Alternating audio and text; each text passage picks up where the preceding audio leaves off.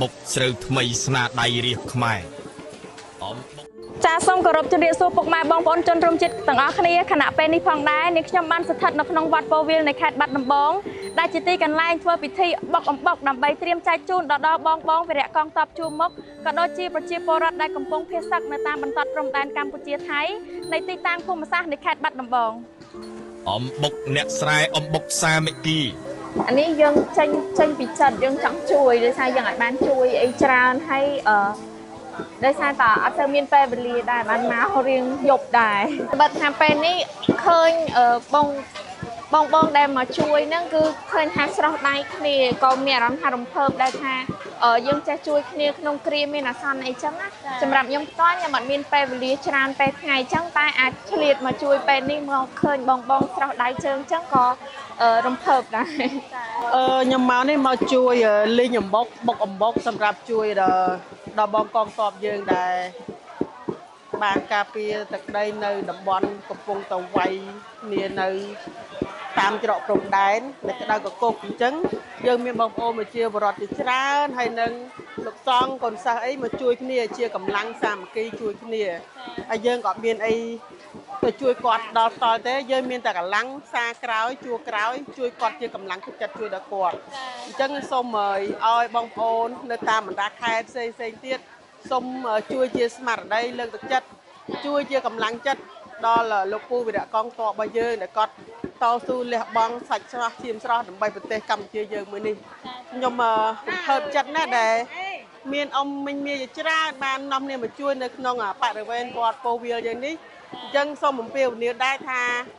បងប្អូននៅក្នុងខេត្តបាត់ដំបងឬនៅចិត្តនេះសូមមេត្តាមកជួយបន្តមានទាំងជាកម្លាំងឬក៏សម្ភារៈអីផ្សេងហើយយើងមិនត្រឹមតែជួយនឹងលោកពូអ្នកមីងមិនមែនតែវីរៈកងទ័ពយើងទេយើងអាចចែករំលែកទៅដល់បងប្អូនប្រជាពលរដ្ឋដែលភៀសសឹកនៅតាមតំបន់ច្រកកំពុងទៅវាយគ្នាក្តៅកគុកអញ្ចឹងខ្ញុំសូមអំពាវនាវបងប្អូននៅក្នុងប្រទេសឬក៏ក្រៅប្រទេសសូមជួយប្រទេសកម្ពុជាយើងផងហើយកម្ពុជា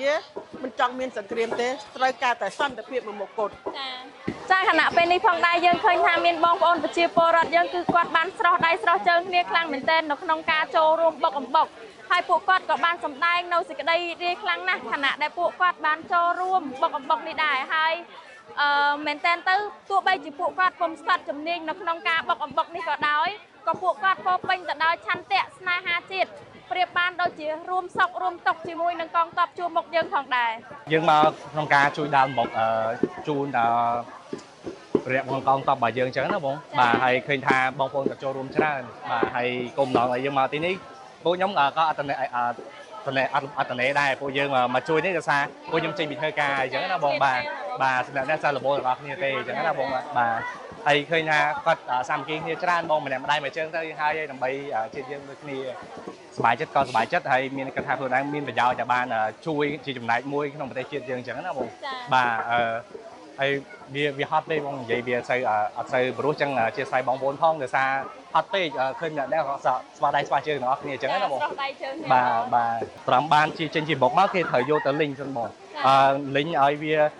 បៀបថាអត់ចន់ពេកទេបន្ទាប់មកយើងដាក់ចូលទៅពេលដាក់ចូលហ្នឹងក៏មានរបៀបគេបុកដូចគ្នាអញ្ចឹងណាបងយើងពេលដែលក្តៅហ្នឹងយើងត្រូវបុកខ្លាំងរបៀបមកបុកធ្វើម៉េចឲ្យវាបែកចេញទៅណាបងបាទបុកពេលក្តៅបានការជាបុកចេញមករូបរាងស្អាតអញ្ចឹងណាបងបាទស្មារតីរបស់ញាតិញោមពុទ្ធបរិស័ទទាំងអស់ដែលគាត់បានចូលរួមជាកម្លាំងក្តីដែលគាត់បានចូលរួមជាស្បៀងក្តីជាអង្គក្តី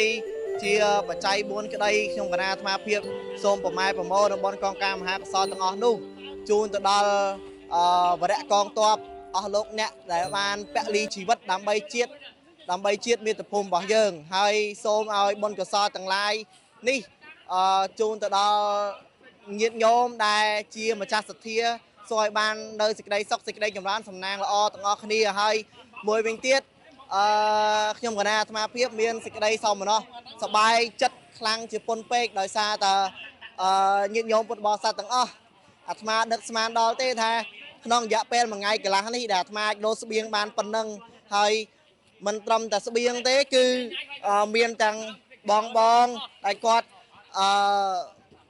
មកជួយដាល់អំបុកទៀតគឺគោលបំណងរបស់យើងគឺមាន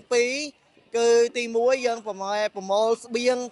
ទាំងអស់ហើយនឹងអាហារក្រៀមទាំងអស់ចែកជូនទៅដល់បងវរៈកងទ័ពជួរមុខហើយនឹងជនភៀសសឹកពោអាត្មាភាពសូមថ្លែងអំណរគុណញាតិញោមយ៉ាងក្រៃលែងមែនទែនពោសូមអនុមោទនា សូមជម្រាបជាថ្មីម្ដងទៀតថារដ្ឋបាលខេត្តបាត់ដំបងបានចេញលិខិតអំពាវនាវដល់សាធារណជនសូមចូលរួមឧបត្ថម្ភជាស្បៀងអាហារគ្រឿងឧបភោគបរិភោគនិងសម្ភារៈផ្សេងៗតាមរយៈរដ្ឋបាលខេត្តបាត់ដំបងដើម្បីចូលរួមចំណែកគាំទ្រលើកទឹកចិត្តដល់វីរៈកងទ័ពជួរមុខនិងប្រជាពលរដ្ឋភៀសសឹកតាមខ្សែបន្ទាត់ព្រំដែនកម្ពុជាថៃក្នុងភូមិសាស្ត្រនៃខេត្តបាត់ដំបង